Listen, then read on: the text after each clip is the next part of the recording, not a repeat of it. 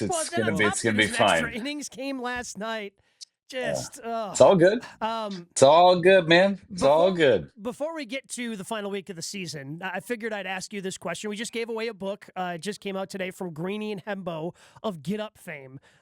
Know Your Legends is the name of it, and they give the Mount Rushmore for basically every team in major North American sports. So, do you think you could name the 4 names that they put down for the Brewers Mount Rushmore? I'm guessing it's Robin Yount. Yep. I'm guessing it's Bob Uecker. Yes, sir. Mhm. I'm guessing it's Bud Selig. That is Mhm. correct. Uh, let's see. Number 4 would be probably Paul Molitor, Yeah. even though Yelich should be Yeah. on there at the end of the day. Yeah, number 4 was number 4. So yeah, Yeah. Paul Molitor. I Okay. think that being in the Hall of Fame as a Brewer, I think kind of helps out Yeah. Molly's case. Yeah, for sure. So Yeah. that's fun. What's not fun is the news we got on Sunday, and even as a Packer fan, I feel I was more gutted for the Brandon Woodruff news that came out on Sunday, even after the Packers' performance on Sunday. I know they haven't ruled it out completely, but when the manager's using words like he's devastated for Woody, it doesn't make me hopeful that he's going to be getting the ball for a game in the divisional series. What can you tell us about the lat strain from Brandon Woodruff? It seems to be a mild strain, which is first and foremost the most important. However, the language used as in was by Brandon Woodruff talking about his season, um, Pat Murphy was using the word was quite a bit. It makes you think that he's thrown his last pitch of the year. I will say that, I mean, you knew that there was going to be a limit on how much he was going to pitch over the course of this season, coming off of 0 innings a year ago. You weren't sure how many innings you were going to get out of Brandon Woodruff this year. But listen, he pitched his tail off when he was out there. He was great. The velocity was good. The stuff was even better. There's an outside chance that he's available to pitch in the division series. I'm not sure what the percentage is. I'm not going to put a number on it. I just hope I get an opportunity to see Brandon Woodruff pitch in a postseason game at some point because he's meant so much to this organization with him and Christian Yelich and Freddie Peralta, those core 3 guys that have been here during this stretch of winning, going to the playoffs 7 of the last 8 years. You would hate to see this happen again for Woody, like it did in 23, where he gets to the end of the season and then makes one last regular season start and he's not able to pitch in the postseason. You'd hate to see that this year. I'm hopeful, but I'm also a realist as well. I just hope Brandon Woodruff's going to be all right. We've seen celebrations for clinching the playoffs, clinching the division, and the last one kind of looming out there is the number 1 overall seed and home field advantage throughout. How important do you think it is for the Brewers to nab that number 1 overall seed in the NL? They've secured the bye already, which was the most important Mm-hmm. thing. So you get a week off until you start the division series on the 4th. So that's really important. But I do think it's important to get that 1 seed as well. Firstly, the atmosphere at American Family Field, having your home games there. If you can have home games there for every single series and guarantee that you're going to have the first home games there, that's really important. The other part is that you have something to play for still, right? You don't want to sit there and not have anything to play for. They've got 2 things, still 2 more boxes to check. It's home field advantage and also going for that franchise record in wins, which is 97. They've got to win 2 more ball games in the next 5 in order to get there. Last night was a gut-wrenching loss, right? You get that. It was a wonderful win. You did everything you needed to do. The strike zone was atrocious. Oof. Nonetheless,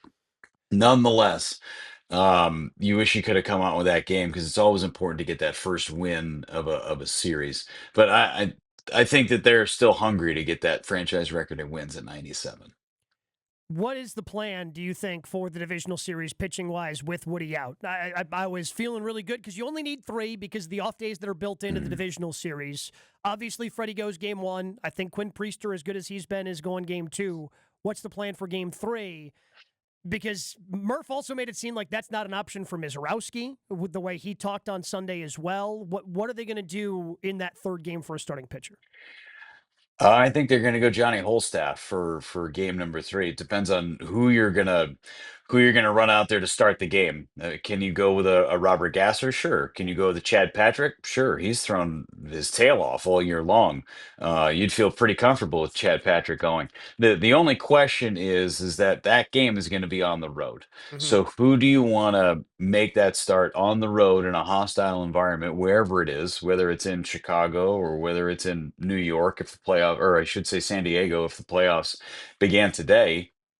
Who do you want to go out there and make that start? Um, there are a lot of options. Hopefully, Jose Quintana's calf can heal in the next 2 weeks as well. I mean, that would be another great option if he's willing and able to do it with that calf injury. That would be a perfect option. But we'll see where he is health wise. But they're going to run out whoever they're going to run out there and parse together 27 outs the best way that they can. Jeff Levering and All Brewers Talk on ESPN Milwaukee is brought to you by the Neurospine Center of Wisconsin. The Brewers are unconditionally relentless. I'm going to take some accountability for the program here and all of our programming. We don't talk enough about Bryce Trang and just how excellent he's been this I was season. to say, what did I do? Where are we going? Where are we going with You're this? culpable. You're culpable. Oh no! Oh. We suck again. One, how has Bryce turned into what he has become? And why isn't he getting the recognition probably that he is well deserving of at this point? I'll start with number two. It's because he plays for the Brewers and nobody talks about the Brewers enough. Because it's the best team in Major League Baseball that nobody knows about. And if he played for the Philadelphia Phillies or the Mets or the Dodgers, everybody would be talking about him. So that's 3 dings. Perfect. I think that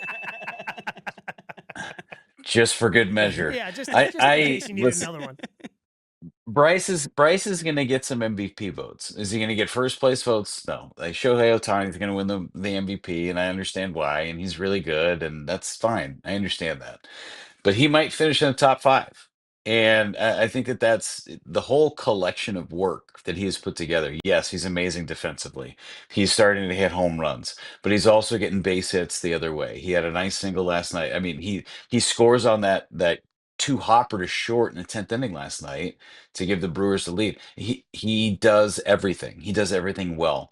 He has dedicated himself to this craft to get better. He knew he was a good player. Did anybody know there was 18 home runs in that bat? No. Did anybody think that there was this kind of power with that lean body? Probably not. But he has found something and untapped all this. And they were talking about it in spring training. And the way that he was hitting the ball in spring training with authority, you went, wow, okay, look at you, Bryce. Look at you. This looks good. And the real litmus test is home runs the other way. Anybody could pull homers, but you're seeing him go out to center, you're seeing him go out to left. That's where the big boys hit their home runs, and he's hitting big boy home runs this year. But he's also not losing his swing as a result. It's been super impressive and still playing outstanding defense. Every single night he's out there just ruling it at second base. Yeah, I can't imagine too many Brewers fans at the beginning of the season would have thought you had a lineup where Christian Yelich is batting leadoff and Bryce Terang's batting third like they did last night. But this lineup can be so incredibly deep, Jeff. Like, I love the lineup they ran out the other night. You had Bowers batting 7th. You had Vaughn batting 8th. And even though there are some injuries with the pitching staff, I still feel great about this team because of the depth of the lineup. It's just Bryce has been fantastic. Christian's been fantastic. But it's 1 through 8. I mean, you've got some really good guys that you have to get out over the course of a 5 or 7 game series. That makes me feel really good about this offense. Just exactly how deep is this team? Yeah, it's super scrappy too. I mean, it's they've been doing it all year long, and they're not relying on homers. I mean, they didn't homer last night. You get just base hits and doubles and team speed, and everybody is contributing in this lineup. And like you said, 1 through 8, you're starting to get some contributions from Joey Ortiz. He had a great series in St. Louis.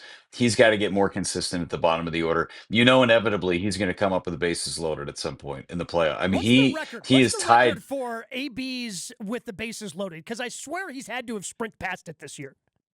He's got 30. He's tied for the major league lead. That's Tied so for the major many. league lead with at bats with the bases loaded, and it feels more than 30, doesn't Yeah, it? It feels like it should be 130. yeah. But he's always coming to the plate with guys on base. That's a credit to what the guys in the top of the order are doing to give him those opportunities with men on base. And to be honest, his numbers with guys in scoring position are pretty good. He's hitting like 280 with runners in scoring position, so I'll that's a sign up good for thing. that. No, yeah, right. Anybody would. Anybody would. Anybody sign up for 250 at this point. But you're right with the ability of this entire lineup to be dynamic, and it's not relying upon the home runs, which makes you think that in the playoffs this is going to be almost slump proof. Like they really were relying on the home run in 2021, and that's when you saw that offense just die Mm-hmm. over the last month of the season. That's why I don't think this offense has that in them. They've been shown it for the last 4 months. I'm going to say this on the front end. I'm asking you a nearly impossible question to answer here, but I want to Awesome. know. Thanks. I love that already. Yeah, really setting up our guests to succeed. I think This is you'll good. have a good answer regardless of the impossibility of this singular answer. But what's the biggest reason that the Brewers have become so consistently good and appearing in the playoffs as often as they had? Because this isn't normal. This is the golden era of the Brewers right now. And I think there's a lot of reasons, but I can't really put my finger on the biggest one.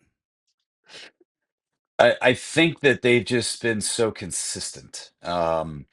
Player development wise, they haven't missed on a lot of picks. They've been really smart with the guys that they have brought in. Look at who's running the ship, right? Whether it's Matt Arnold at the top or David Stearns before that, Pat Murphy's been right at the middle of all of it. He was the bench coach during the Craig Counsell era, and they haven't missed a beat. They've been a better team since Pat Murphy took over. I think that's a big part of it. I think that's a really big part of it.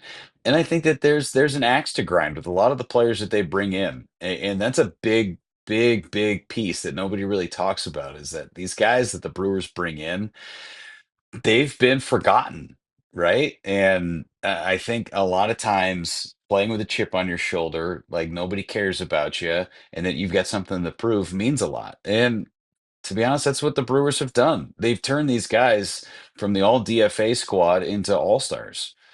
It's just something that they do. They do it consistently. Um, and if you're a free agent or if you're somebody that gets designated for assignment from somebody, I think you're sitting in the back of your mind and not being upset that you just lost a job, but you're kind of sitting there going, "Man, I hope the Brewers pick me up because I'm going to have an opportunity. I think I'm going to be pretty good once I'm done." Jeff, we appreciate the time. Go get some coffee, bud. Can't wait to talk to you next week when all these other teams are going to be battling it out in the wild card round and the Brewers just get to sit back and watch. It's going to be so fun. The amount of housework I'm going to get done next week is going to be amazing. My garage is going to be impeccable Is it when winterizing the when this lawn thing's all time said and yet? done. No, that's not until October, buddy. Okay. But I'm still going to be. This Not a long is time. this is no, not a long time. Yeah, oh my gosh.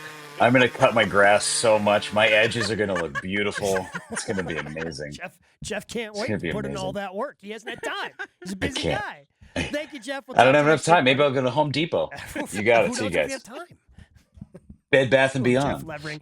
Always enjoy catching up with Jeff. And again, our conversations with Jeff Levering brought to you by Narrow Spine Center of Wisconsin. Hey guys, it's Jen from Jen, Gabe, and Chewy. Thanks for watching our clip. I'm sure it was super informative and educational. I'm just kidding. I love those knuckleheads. And we do it live every Monday through Friday from 7 to 9 a.m. on 94.5 ESPN Milwaukee. Make sure that you like and subscribe and hit that notification bell so that you get informed anytime we drop new content.